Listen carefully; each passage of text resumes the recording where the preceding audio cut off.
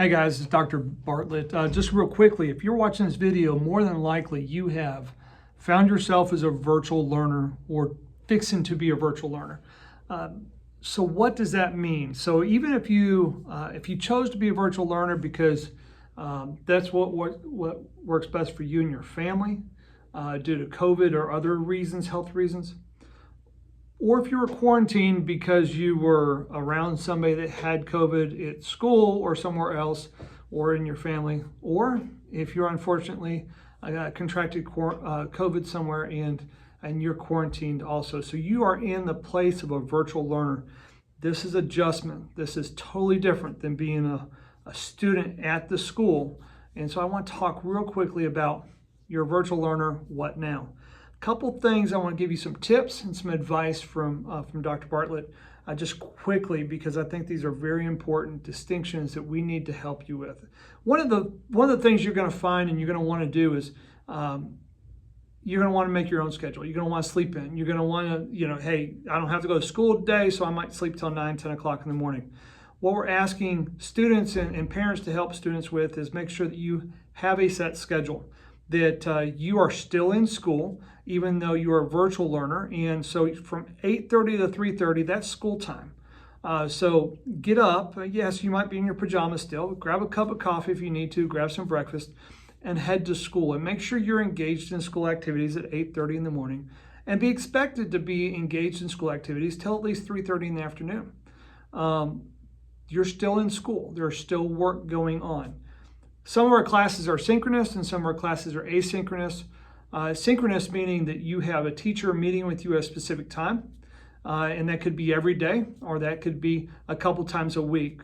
And then some of the asynchronous is you typically won't meet with the teacher. You may not meet ever with the teacher. Here's the deal. Here at Farragut High School, you will be meeting with your teacher at least twice a week. You should be meeting with them. If you're quarantined, that may be a little bit different. You may need to schedule a time to try to meet with your teacher because they're currently teaching during that time. But you're going to want to meet with the teacher and go over any information you need to. If you're a synchronous class, you need to understand that you have a specific time every day for your class to meet, and you need to be logged in to Canvas, and you need to be logged into Microsoft Teams at that time to meet with your teacher and meet with your class. It's very important because one of the main things we find with virtual learners is they don't have the ability to ask questions in real time from the teachers. We want you to be able to do so, and the only way to do that is to meet with the teachers on Microsoft Teams. So do not miss those times. Those times are sacred. I understand. I really do understand kind of our idea that, hey, maybe we won't have to meet during that time, or we can go shopping during that time, or I've heard people, hey, we're going to go travel during that time, or you might work a part-time job. Please don't schedule that during school time. That school time from 8:30 to 3:30 is sacred time. We need you engaged in school during that time.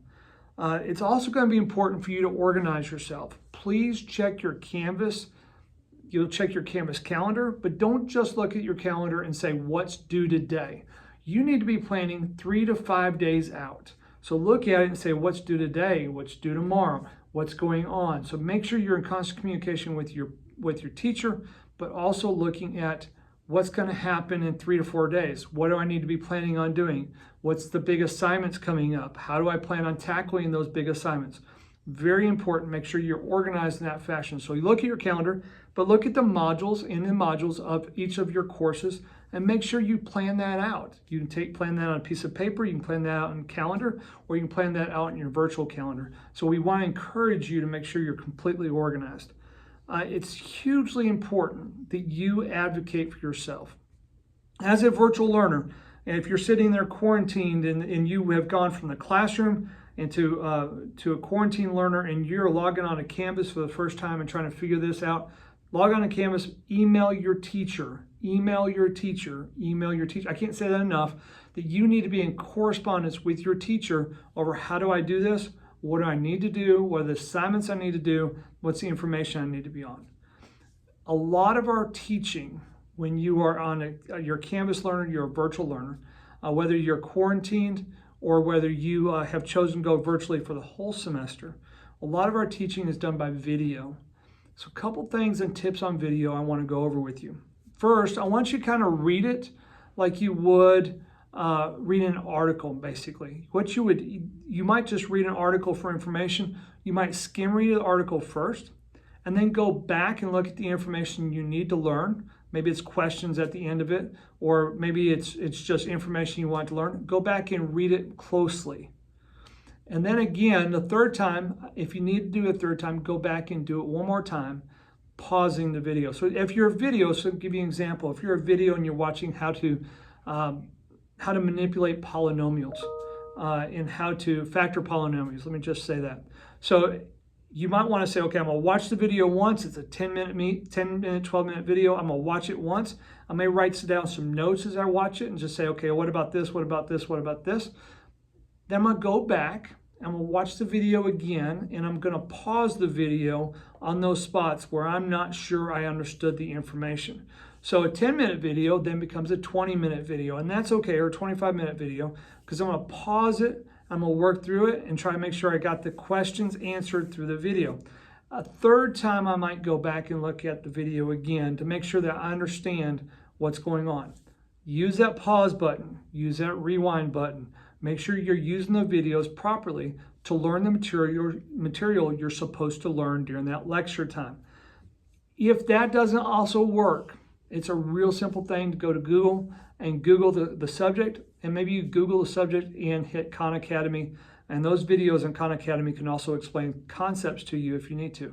So it's important on you as you're watching videos to make sure you're interacting with the videos, not just watching them once and saying, I don't understand it. But watching them from understanding means watching them probably 2 to 3 times. The other thing that we're finding with our virtual learners is this idea of disconnectedness. And we are working really hard to try to connect with students and make sure that there are supports there for students in this disconnected age of not having somebody that you're actually talking to or somebody you're in close proximity or community with. We're going to ask you to best you can to attend extracurricular activities here at school. If that's feasible for you. Some people it's not feasible. Some people it's going to have to be, we're going to have to do some things virtually, and we're going to have some things like virtual coffee shops, coffee shop with your principal, where one of your assistant principals or your grade level assistant principal will jump on, send out a team invite and say, join me for a 30-minute coffee shop. During that coffee shop, the assistant principal might lead a conversation over something, or it may just be, hey, let's talk to each other. Let's build community virtually for our students. I need you to do that. I need you to stay connected with us. Weekly, we're sending out some information about advisory. Please watch those advisory films. If you're a parent, please watch them with your students. Please have the discussion with your students about those advisory films or topics, because these are very important topics we want all of our students exposed to and all of our students to be able to talk through, because a lot of these are life skills that we're talking through to make sure that our students are prepared for the next step of life. Quite frankly, some of our students are really benefiting from these kind of conversations. Guys, I really do appreciate it. We are working on some study groups. We're working on some other formats for virtual learners. But once again, I can't stress enough, if you're a virtual learner, whether you have signed up for virtual classes because of a medical reason or another reason you can't be in our building, or if you've been quarantined, one of the most important things you'll need to know at this point is you need to be the most active person in your education. You need to be the one talking to your teacher, emailing your teacher saying, I'm not understanding something. I need help.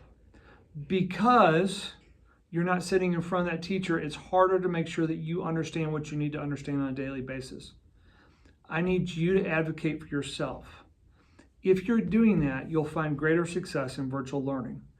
Guys, I can't wait for everybody in our building to be back together again. It will happen soon, I hope. But until that time, I want you to stay safe, stay engaged, and keep learning.